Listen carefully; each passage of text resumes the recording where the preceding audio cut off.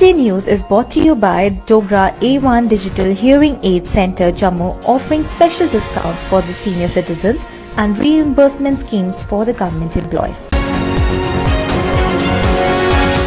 Jammu and Kashmir Lieutenant Governor Manoj Sinha on Thursday held his latest round of public grievance hearing for the first-hand appraisal of people's issues in the Union Territory through virtual mode, in which he commanded improvements in the grievance disposal rate. He was informed by the officials that the overall disposal of grievances has increased from 52% in the first hearing and 66% in the second one to 79% in the third round of LG's Mulaqat. Sinha expressed satisfaction over the improvements in the performance and increase in the rate of grievances disposal. Union Minister Dr. Jitendra Singh has asked the authorities of National Hydroelectric Power Corporation Limited to ensure employing only local youth in the recently launched and centrally funded power projects in Jammu and Kashmir. Non-local youth should be engaged in only situations where a suitable or eligible candidate is not available locally for a particular job, he said. Two terrorists, including one who was affiliated with the prescribed terror outfit Jaish-e-Mohammed, were killed in an encounter that broke out between security forces and terrorists at Wanigam area of Baramulla on Thursday.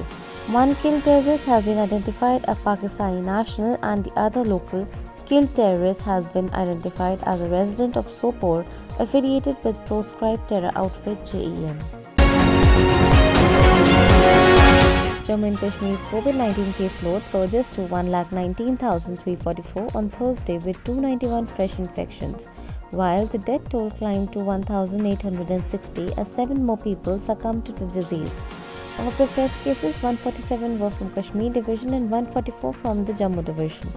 The number of active cases in the Union Territory stands at 3,540, while 1,13,944 patients have recovered so far. The Department of Libraries and Research and Planning is to establish a network of theme-based reading zones cum public libraries in J&K in convergence with the department to broaden the citizens' access to knowledge and information. This was announced by the Secretary Culture, Tourism and Youth Service Sports, Sarmad Hafiz, during his visit to SBS Library Complex.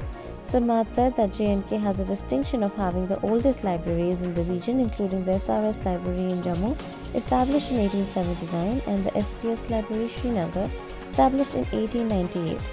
He said these two central libraries have a collection of around 1 lakh titles, including some rare books and manuscripts. Jammu and Kashmir got its first woman bus driver who ferried passengers from Katwa to Jammu in a private bus. Pooja Devi, a resident of remote belt of Tehsil Basoli in Katwa district, drove the private bus from Katwa to Jammu with passengers on board. Speaking to reporter here, Pooja said that she was a passionate car driver and buses since her teen days and had dreamed of driving.